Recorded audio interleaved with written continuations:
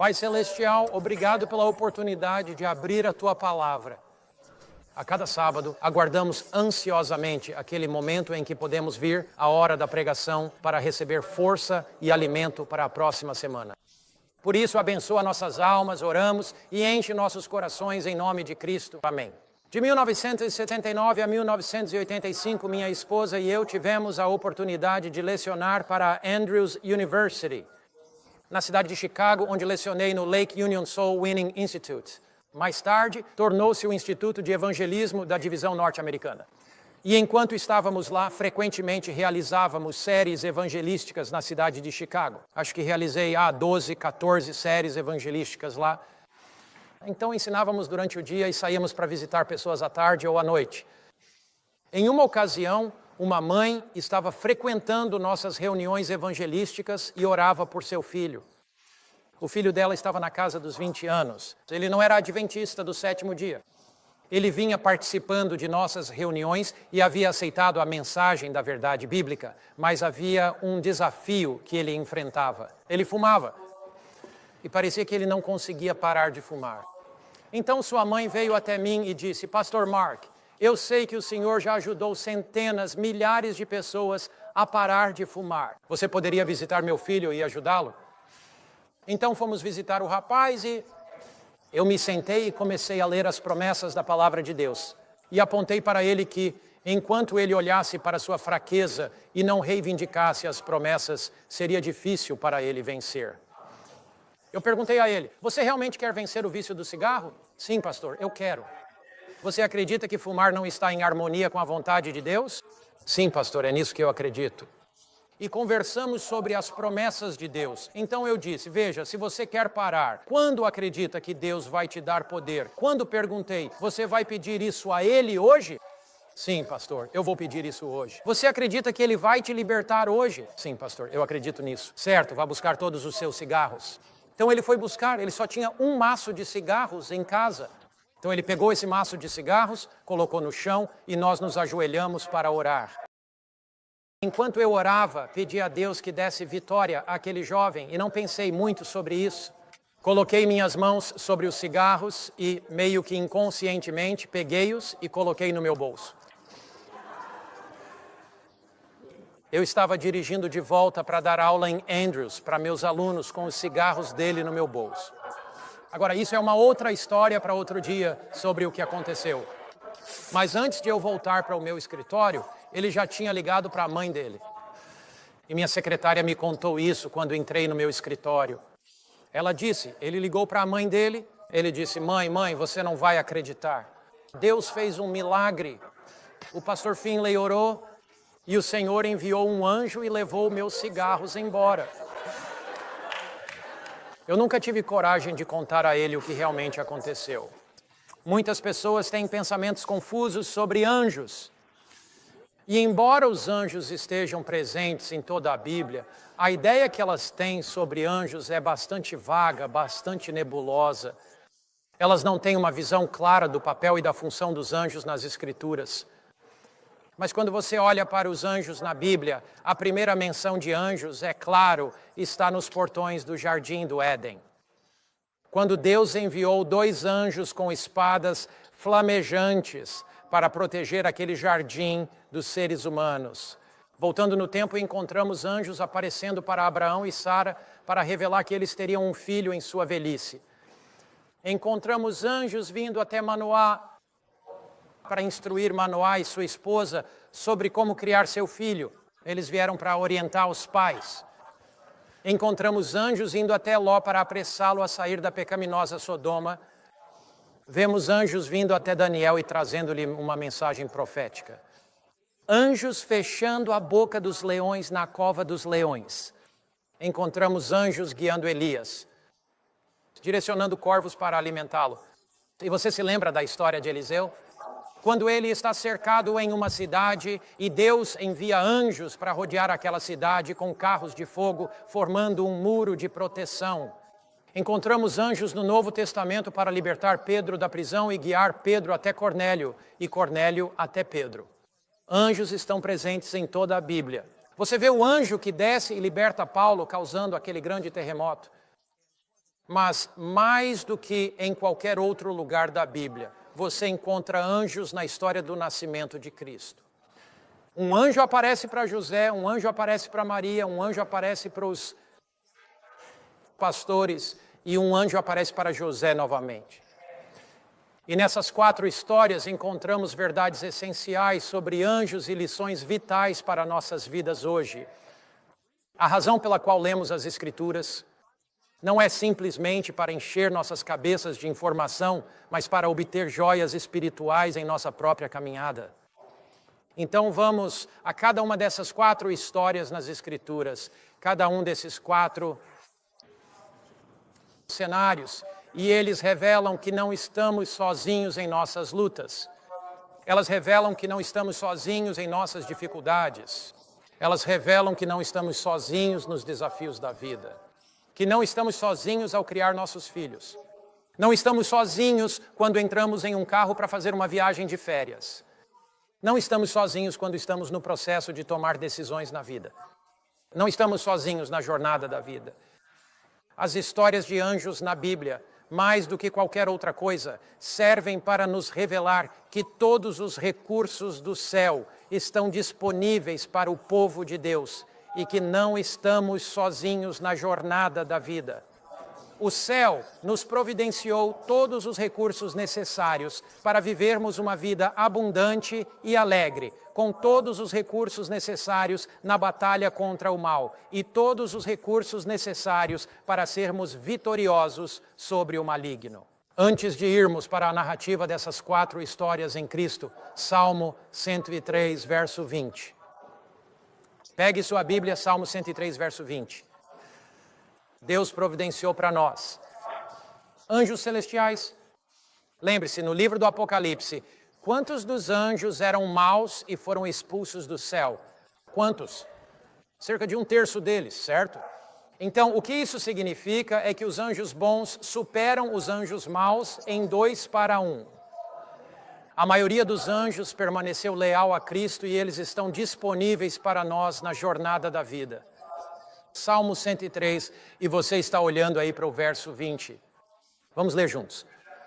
Bendizei ao Senhor, vós, seus anjos, poderosos em força, que cumprem as suas ordens, obedecendo à voz da sua palavra. Perceba, bendizei ao Senhor, vós, seus anjos, poderosos em força. Os anjos de Deus se destacam em força. Eles são os recursos do céu na batalha entre Cristo e Satanás. Agora, como mencionei, não há nenhum lugar na Bíblia que demonstre tanto o poder, a força e a sabedoria dos anjos, quanto na cena do nascimento de Jesus. Então, primeiro vamos à história de José. Há 4 aparições de anjos na cena do nascimento de Cristo, e elas acontecem nesta ordem. Eles aparecem primeiro para José, quando ele está prestes a tomar uma decisão crítica em sua vida. José está prestes a se divorciar, e a palavra divórcio é usada na Bíblia. E vou falar um pouco com você sobre o casamento no Novo Testamento. Mas ele está prestes a afastar-se ou divorciar-se dessa jovem Maria, com quem está prometido em casamento. E se ele tivesse feito isso? E se José tivesse ido embora? Será que Jesus teria sido criado sem um pai terreno? E se José, sendo um homem justo, tivesse feito o que achava certo? Ele estava à beira de tomar decisões. Primeiro ponto sobre os anjos. Eles repelem as forças do inferno para que você e eu possamos pensar com clareza e tomar a melhor decisão possível por Cristo. Vamos abrir nossas Bíblias em Mateus 1, versículos 18 a 20. E vamos dar uma olhada nesse primeiro visitante angelical e extrair as lições que podemos aprender para nossas vidas, hoje, amanhã e ao longo de toda a jornada cristã. Mateus 1, vamos olhar para o versículo 18. Ora, o nascimento de Jesus Cristo foi assim: estando Maria, sua mãe, desposada com José. Outra palavra para desposada aqui é prometida em casamento a José. Devo explicar um pouco para vocês sobre o casamento no Novo Testamento. No Novo Testamento, Quando uma jovem tinha 12 ou 13 anos, seus pais tomavam a decisão de prometê-la em casamento a um jovem. Era um noivado que acontecia por volta dos 12 ou 13. A jovem de 12 ou 13 anos não tinha participação nessa decisão. Porque uma decisão tão importante não deveria ser deixada nas mãos de uma criança de 12 ou 13 anos. Portanto, os pais tomavam essa decisão. Eles estavam noivos. Quando chegavam normalmente à metade da adolescência, então eram desposados. O desposamento era diferente do noivado nos tempos bíblicos. O desposamento era um contrato legal no qual, nesse momento, o jovem e a jovem tinham poder de escolha. Assim, eles eram desposados juntos nesse contrato legal. Quando o contrato legal era firmado, era tão formal quanto o casamento é hoje em dia. Exceto por isso, os adolescentes não entravam na relação íntima especial do casamento, mas era necessário que o homem que estava desposado com aquela mulher a sustentasse financeiramente. Mais tarde, aproximadamente um ano depois, é que o casamento acontecia. Portanto, a cena que lemos aqui não é de noivado, mas sim de desposamento, que é um contrato legal que já havia sido firmado, no qual José já estava sustentando Maria naquele momento. Agora vamos olhar aqui no versículo 18. O nascimento de Jesus Cristo foi assim: estando Maria, sua mãe, desposada, prometida a José, antes de se unirem, ou seja, antes de serem formalmente casados, ela se achou grávida pelo Espírito Santo.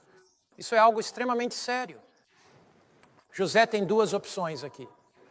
A primeira opção, ela está grávida e eles não são casados.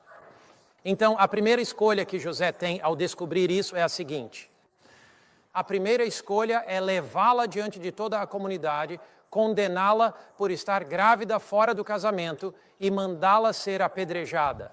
Essa é a primeira opção.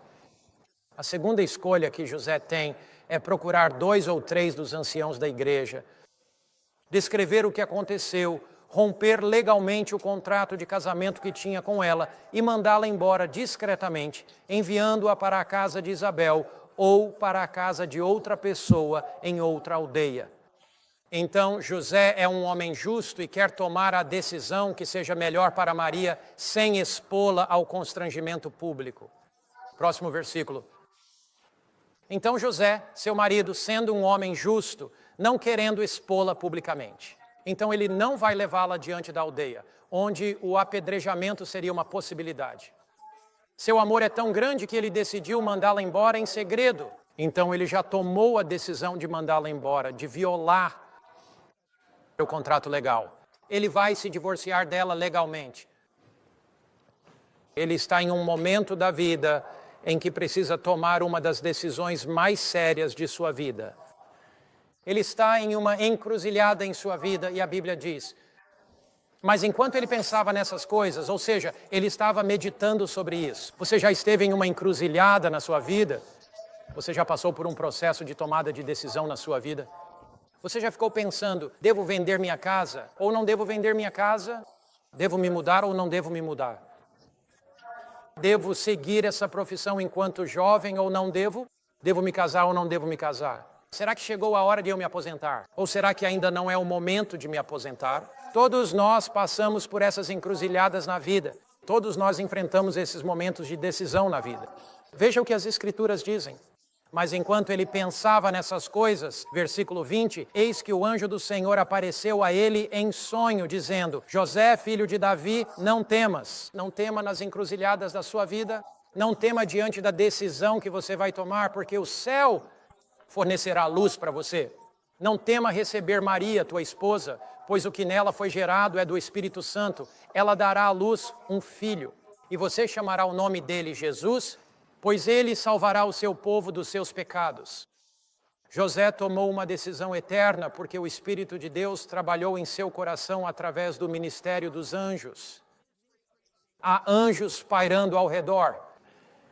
Enquanto você e eu estamos no processo de tomar decisões na vida, sempre que você estiver naquela encruzilhada da vida, Enquanto você ora, Deus envia anjos celestiais para afastar as forças do inferno que envolvem sua mente com trevas, para que você possa tomar uma decisão clara para o reino de Deus. Deus promete no processo de tomada de decisões da vida a sua orientação. Pegue sua Bíblia, por favor, e abra para o Salmo 32, verso 8. Aqui está uma lição incrível para nós. Não estamos sozinhos no processo de tomada de decisões. Talvez não reconheçamos isso. Talvez não compreendamos totalmente. Nossos olhos podem não ver seres celestiais trabalhando em nosso favor. E nossa mente pode não compreender o que Deus está fazendo. Mas isto nós sabemos. Suas promessas são certas. Sua palavra não pode falhar. Seres celestiais ainda guiam seus filhos. Salmo 32. Verso 8. Salmo 32, verso 8. Existe uma grande controvérsia no universo. Há uma luta intergaláctica no universo. E as forças das trevas, as forças do inferno, envolvem nossas mentes para nos impedir de tomar decisões sábias, inteligentes e claras. Mas graças a Deus, seres angelicais do céu descem de mundos distantes e trazem luz à nossa mente para que possamos tomar decisões para a eternidade. Salmo 32, verso 8. Deus promete: eu o instruirei e o ensinarei no caminho que você deve seguir. Eu o guiarei com os meus olhos. Como Deus nos instrui? À medida que oramos, Ele envia anjos para iluminar nossas mentes. Ele envia o Espírito Santo para inspirar corações. O meu ponto é este. Você pode não necessariamente ver os anjos como José, mas eu também não vejo a eletricidade nesta sala, mas eu vejo o resultado dela. Veja, eu não vejo as frequências de rádio, mas quando ligo o meu rádio, ouço o rádio. Eu não vejo as ondas de luz da televisão, mas quando aperto aquele pequeno controle remoto, o Hope Channel ou o 3ABN aparece, que é o único canal que você assiste mesmo. Eu sei disso. Veja, nós talvez não vejamos, compreendamos ou entendamos, mas Deus tem seres celestiais à sua disposição para guiar, encorajar e fortalecer. Agora vamos ao segundo visitante angelical. Com o primeiro visitante angelical, aprendemos que os anjos estão presentes para nos guiar no processo de tomada de decisões. O que aprendemos com o segundo visitante angelical? Lucas capítulo 1. Lucas capítulo 1, o primeiro anjo visita José. O segundo anjo visita Maria. Lucas capítulo 1, começamos com o versículo 26. Capítulo 1, estamos olhando a partir do versículo 26 em diante. E no 6º mês, o anjo Gabriel foi enviado por Deus a uma cidade da Galileia chamada Nazaré, a uma virgem prometida em casamento a um homem chamado José, da casa de Davi, e o nome da virgem era Maria. E o anjo veio até ela e disse: não temas, você é muito favorecida. O Senhor está com você. Bendita és tu entre as mulheres. O anjo explica a Maria que ela está grávida. Ao ouvir a voz do anjo, ela fica absolutamente, incrivelmente maravilhada. Agora vamos tentar reviver a experiência de Maria. Vamos tentar deixar nossa mente voltar no tempo. Ela é uma adolescente e, assim como toda mulher judia, vive com expectativa. Ela vive com a esperança de que o Messias nascerá. Por milhares de anos, ao longo de todo o Antigo Testamento, as mulheres judias aguardaram ansiosamente o nascimento do Messias. O que ela jamais teria imaginado, nem em seus sonhos mais loucos, é que ela, uma garota simples e comum, vivendo em uma aldeia remota chamada Nazaré, seria aquela que carregaria o menino Cristo. Ela levava uma vida comum de adolescente. Preparava refeições, lavava roupas, colhia as plantações, fazia uma variedade de tarefas domésticas, como qualquer outra adolescente. Naquele dia, a coisa mais emocionante que havia acontecido em sua vida era estar agora prometida em casamento ao carpinteiro da aldeia, José. Mas algo dramático aconteceu naquele dia que mudou sua vida para sempre. um anjo apareceu para ela e disse: Maria, você ficará grávida.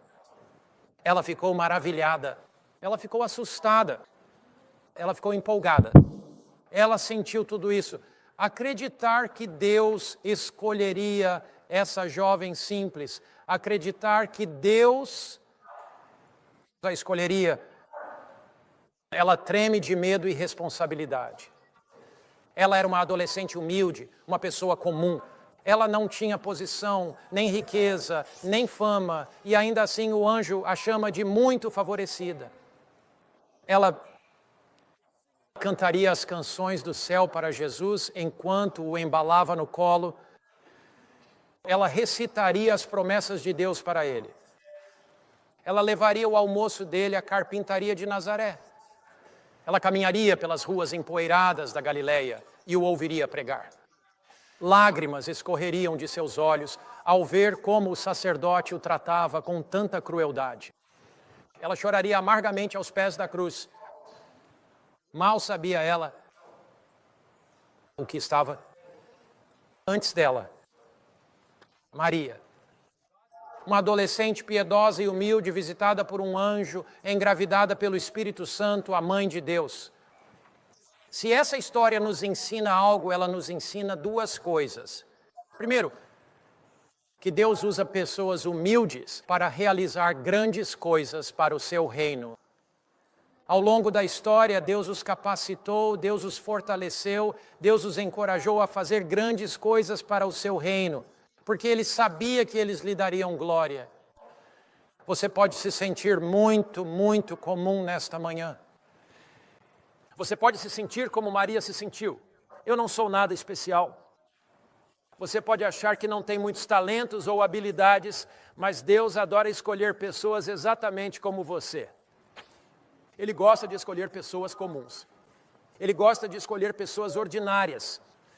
Ele gosta de pegar jovens e fazer algo especial com eles para a sua causa. Ele gosta de pegar os idosos e dizer: eu ainda tenho uma obra para você, e agir poderosamente através deles. Ele gosta de escolher pessoas de meia idade. Veja, o cristianismo não é um esporte para espectadores. E Deus diz para você nesta manhã: assim como escolhi Maria, uma garota simples, comum e calorosa, ainda estou no negócio de escolher pessoas comuns. Ainda estou no negócio de escolher pessoas ordinárias. Saia do banco e entre no jogo, porque eu tenho algo especial para você fazer este ano. À medida que o ano velho termina e o novo ano começa, Deus está dizendo para você hoje: há uma obra para você realizar, há uma tarefa para você cumprir. A igreja não é apenas vir todo sábado e sentar, mas sim há algo glorioso e grandioso. E anjos estão ao seu lado para capacitá-lo a fazer algo especial para ele neste ano. Há alguém por quem Deus quer que você ore. Há alguém com quem Deus quer que você estude a Bíblia. Há alguém com quem Deus quer que você se envolva para conduzi-lo a Cristo. A história de Maria é a história de Deus escolhendo pessoas comuns para fazerem algo por sua causa. Mas há uma segunda coisa. Veja Lucas capítulo 1, versículo 37. É, afinal, realmente considerado um esforço humano, de alguma forma, alguém ser engravidada pelo Espírito Santo? Isso não é de forma alguma um esforço humano. Observe o que o texto diz. Leia comigo, por favor, Lucas 1, versículo 37. Porque para Deus nada será, o quê? Impossível. Agora deixe seus olhos descerem até o versículo 49. Eu amo o versículo 49. Porque Ele, leia junto. Porque aquele que é poderoso me fez grandes coisas, e santo é o seu nome. Você pode dizer isso em sua vida. Porque aquele que é o quê? Poderoso fez por mim grandes coisas. A história de Maria é a história do Deus que pega seres humanos comuns e faz o impossível através deles. A história de Maria é a história de pessoas comuns, ordinárias, através das quais Deus faz coisas grandiosas. É a história do Deus do impossível. Eu não sei quais desafios você está enfrentando em sua vida hoje. Eu não quero, não sei quais dificuldades você está enfrentando, não sei quais montanhas você tem que escalar, mas eu sei disso. Deus é o Deus do impossível. Deus é o Deus do impossível. Faltavam alguns dias para o Natal. E um pastor e sua esposa, um jovem pastor na casa dos 20 anos, haviam assumido uma nova tarefa. E a tarefa que eles assumiram foi a de pastorear uma igreja em uma vila e a igreja estava em ruínas. Era uma daquelas igrejas que já haviam prosperado em algum momento, mas depois de um tempo a igreja começou a decair. Teve pastor após pastor, a igreja não crescia, restavam apenas algumas pessoas. E a igreja estava realmente em péssimo estado. Os tetos estavam rachados, o reboco estava caindo, o carpete estava desfiado. Esse jovem pastor chegou todo entusiasmado, a tinta estava descascando. Então ele e sua esposa decidiram, olha, vamos fazer alguma coisa, usar nosso próprio dinheiro. Eles começaram a pintar, passaram horas pintando, tentaram consertar o reboco. Mas cerca de uma semana antes do Natal, do culto que eles estavam promovendo para toda a comunidade, uma tempestade passou, o telhado vazou e o reboco da parede dos fundos cedeu. Havia um enorme pedaço de reboco na parede dos fundos e ele caiu por todo o palco. Ficou um buraco enorme na parede dos fundos. Agora, a igreja estava com uma aparência horrível. Eles limparam tudo, mas não conseguiram consertar aquele grande buraco na parede dos fundos. Então eles decidiram, pois ouviram que haveria um leilão na cidade e estavam orando. Deus, Tu és o Deus do impossível. Deus, Tu podes fazer milagres. Sabemos como consertar aquele buraco nos próximos 2 dias, porque já é 23 de dezembro e o dia 25 está chegando. Então eles foram a esse leilão e o leiloeiro estava leiloando várias coisas. E finalmente ele tinha um baú. E ele tirou de lá uma toalha de mesa de 15 pés de comprimento. E a toalha de mesa era dourada e tinha listras brancas, listras de marfim. E o pastor pensou, cara, ninguém vai querer isso. E ele deu um lance de 6,50 e comprou a toalha de mesa. E ele disse, sabe de uma coisa? Vou colocar essa toalha de mesa sobre aquele buraco. Vou acender algumas velas que vão brilhar sobre a toalha de mesa. E foi o que ele fez. Comprou a toalha de mesa, colocou-a sobre o buraco. E agora era dezembro. Ia ser véspera de Natal, era à tarde, meio-dia. A igreja estava linda, a toalha de mesa estava lá. E ele foi para a igreja por volta do meio-dia para se preparar para o culto, preparar o sermão. Ele viu uma senhora parada lá fora, ela estava esperando o ônibus. O ônibus só chegaria em 40 minutos. Então ele foi até a senhora e disse, olha, está frio aqui fora. Entre na igreja, sente-se, aqueça-se. Ela entrou e sentou-se lá, e ela era uma senhora idosa, com linhas profundas marcando o rosto, tinha um sotaque alemão. E ela ficou sentada ali com aquele sotaque alemão, ela rezou e então continuou olhando para aquela toalha de mesa, aproximou-se dela, ficou diante dela, começou a chorar. Ela disse, essa toalha de mesa é minha toalha de mesa. Meu marido e eu estávamos na Áustria. Nós fazíamos parte da resistência contra os nazistas. Essa toalha de mesa foi um presente que meu marido me deu em Bruxelas. Fugimos, e essa história aconteceu em 1948, 1949. Fugimos da Áustria. Sabíamos que estávamos sendo caçados pelos nazistas, então nos separamos. Eu fui de trem para um lado e ele foi para o outro. Nunca mais vi meu marido. Ouvi dizer que ele foi morto em um campo de concentração. Eu fui embora, entrei na Suíça e eventualmente vim para a América, emigrei para a América. E ela pegou aquela toalha de mesa nas mãos, chorando e disse, é a única lembrança que tenho do meu marido. Ela virou a toalha de mesa e lá estavam suas iniciais bordadas. E o pastor disse, fique com ela. Ela disse, eu não posso, quero deixá-la na sua igreja. Eles oraram juntos e ela foi embora. Chegou o culto da véspera de Natal e o pastor pregou. Foi um culto poderoso, o Espírito de Deus estava ali. Pessoas da cidade entraram e um homem idoso entrou. Ele era relojoeiro na cidade. Essa mulher era sua esposa. Eles não se viam há 35 anos. era a esposa dele. E ele, depois do culto, ficou olhando para aquilo e se aproximou da toalha de mesa, dizendo: espere um minuto, esse foi um presente que dei à minha esposa há muitos e muitos anos. O pastor disse: você não vai acreditar nisso. Sua esposa esteve aqui hoje. Ela veio procurar um emprego como governanta em uma casa muito rica aqui. Ela mora em uma cidade a 50 quilômetros daqui. Vamos descobrir o endereço. Eles foram ao local onde ela estava fazendo a entrevista para ser governanta, entraram no carro e depois de 35 anos, essa mulher que achava que o marido estava morto se reencontrou com ele. Eu acho que o céu vai ser um lugar maravilhoso, porque Deus é o Deus do impossível. Ele é o Deus que enviou um anjo para Maria. Você acha que os anjos se divertiram mandando aquele pastor buscar aquela toalha de mesa? Você acha que os anjos se alegraram felizes ao mandar aquela mulher para aquela igreja perto do ponto de ônibus naquele dia? Você acha que os anjos se divertiram guiando aquele homem para dentro? E você acha que os anjos estavam lá naquele momento glorioso de reencontro? Além do que nossos olhos podem ver, além do que nossos ouvidos podem ouvir, ali os recursos do céu estão trabalhando a seu favor. A partir de José, as Escrituras nos falam de anjos que nos guiam no nosso processo de tomada de decisão. A partir de Maria, os anjos nos dizem que Deus pega o comum e faz algo especial com isso, que Ele ainda é o Deus do impossível. A partir dos pastores, os anjos ainda falam.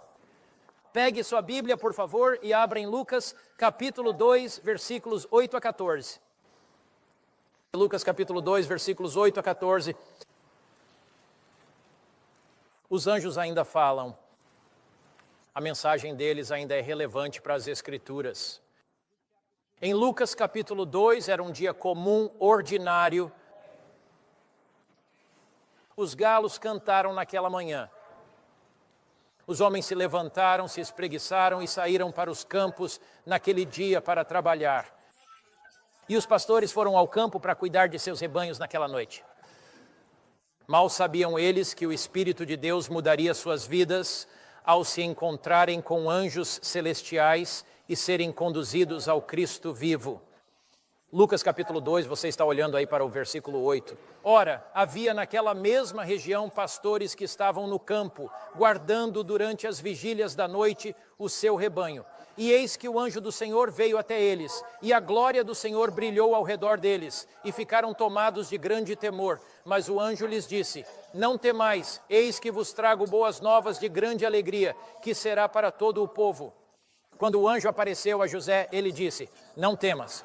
Quando o anjo apareceu a Maria, ele disse: não temas. Quando o anjo apareceu aqui aos pastores, ele diz: não temais, eu vos trago boas novas de grande alegria. O Cristo nasceu e hoje, nos desafios da nossa vida, a mensagem das Escrituras de 2000 anos atrás chega até nós. Não temas, não temas, não temas.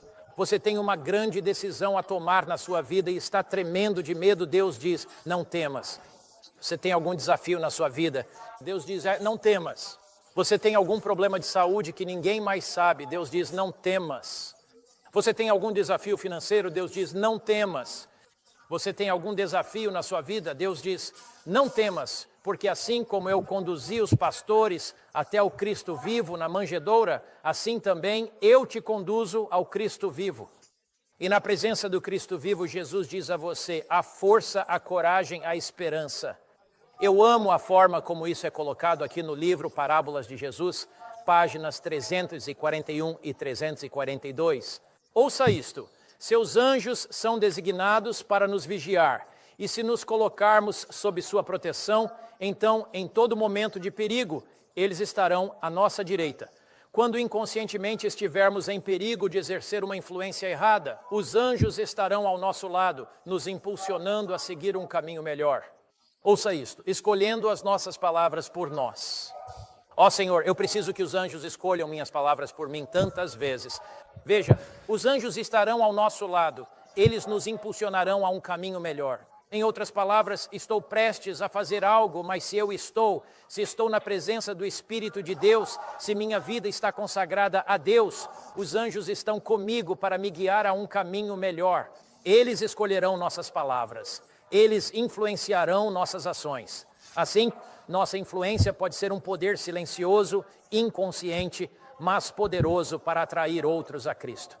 Os anjos nos dizem hoje: não temas, eu iluminarei sua mente. Não temas, eu guiarei suas decisões. Não temas, eu te fortalecerei na tentação. Não temas, eu guiarei o rumo de suas ações. Anjos falam com José no processo de tomada de decisão. Anjos guiam Maria, anjos guiam os pastores, mas os anjos aparecem mais uma vez na história. Mateus capítulo 2, versículos 13 e 14. Mateus 2, versículos 13 e 14. Os anjos aparecem mais uma vez na história. 4 vezes os anjos aparecem na história do Natal. Eles aparecem para ajudar José em seu processo de decisão. Eles aparecem para ajudar Maria a entender que, embora seja comum, ela tem uma tarefa especial. E Deus pode fazer o impossível. Eles aparecem novamente aos pastores dizendo: não temam, não temam, nós os conduziremos até o Cristo vivo. Mas em Mateus, no 2º capítulo, novamente a Bíblia diz em Mateus capítulo 2, Mateus 2, versículos 13 e 14. E tendo eles partido, eis que o anjo do Senhor apareceu a José em sonho, dizendo: levanta-te, toma o menino e sua mãe e foge para o Egito, fica lá até que eu te avise, pois Herodes procurará o menino para o matar. Então ele se levantou, tomou o menino e sua mãe de noite e partiu para o Egito. O que está acontecendo aqui? Herodes decretou que todos os meninos seriam mortos. Um anjo aparece para José e o anjo diz a José: Deus tem um plano divino e todos os anjos do inferno e todos os líderes despóticos do mundo não podem impedir que esse plano divino se cumpra. Deus tinha um plano divino para Jesus e todos os anjos do inferno e forças demoníacas não puderam detê-lo. Anjos celestiais com força poderosa protegeram Jesus. Esses mesmos anjos, desde a eternidade, estão ao nosso lado. Eu amo o que está escrito em O Grande Conflito, página 517. Aqueles que seguem a Cristo estão seguros sob sua vigilância. Anjos que excedem em força são enviados do céu para protegê-los. Os ímpios, ouça isto: o maligno não pode romper a guarda que Deus colocou ao redor de seu povo. Na batalha entre o bem e o mal, nesse conflito intergaláctico entre Cristo e Satanás, nesse grande conflito entre as forças da justiça e as forças da maldade, Jesus nos concede auxílio divino por meio dos anjos. De maneiras que a mente humana jamais poderá compreender, que os olhos humanos não podem ver e que os ouvidos humanos não podem ouvir, os anjos estão entre nós hoje para nos dar orientação em nossa perplexidade, para nos dar coragem em nossa confusão, para nos dar esperança em nosso desespero, para nos dar proteção em nossas provações. Alegre-se, todos os recursos do céu são seus. Alegre-se, anjos celestiais estão ao seu lado para fortalecer, encorajar, direcionar nossos pensamentos, guiar nossas palavras e abençoar nossos humildes esforços. Alegre-se, não estamos sozinhos na tentação, na batalha contra o mal. Anjos celestiais estão próximos. Eles fecharam a boca dos leões, alimentaram Elias, destruíram os exércitos de Senaqueribe, fizeram as muralhas de Jericó desmoronarem, libertaram Pedro, resgataram Paulo e não perderam nenhum de seus poderes até hoje. Você diria comigo hoje que em Cristo podemos nos alegrar? Anjos guiarão nossas decisões. Os anjos são revelados para mostrar que em nossa humanidade Deus quer nos usar. Os anjos continuam a nos impressionar. Não desista, Deus é o Deus do impossível. Os anjos nos dizem: não temas, por favor. Os poderes do céu são maiores do que os poderes do inferno. E os anjos nos lembram na história do Natal que Deus tem um plano divino para cada vida. Vamos orar. Pai Celestial, bondoso e amoroso, agradecemos porque as Escrituras nos lembram gentilmente que em nossas vidas diárias e rotineiras, o céu e a terra não estão muito distantes um do outro. E te agradecemos porque a palavra de Deus nos fala sobre seres angelicais de maneira especial enviados pelo próprio Salvador, que estão sempre presentes para nos encorajar, proteger e também amorosamente nos instruir, guiando-nos em cada passo. Pai, a mente humana não pode compreender isso e intelectuais seculares desprezam, mas reconhecemos que a verdade sobre os anjos é uma realidade divina, que um dos principais ensinamentos da história do Natal é a presença dos anjos. Pai, eu te peço que os visitantes angelicais que visitaram este mundo há tanto tempo também nos visitem em nossa jornada diária e que, mesmo invisíveis aos olhos humanos, possamos sentir sua influência em nossas vidas e nos alegrar. Em nome de Cristo, amém.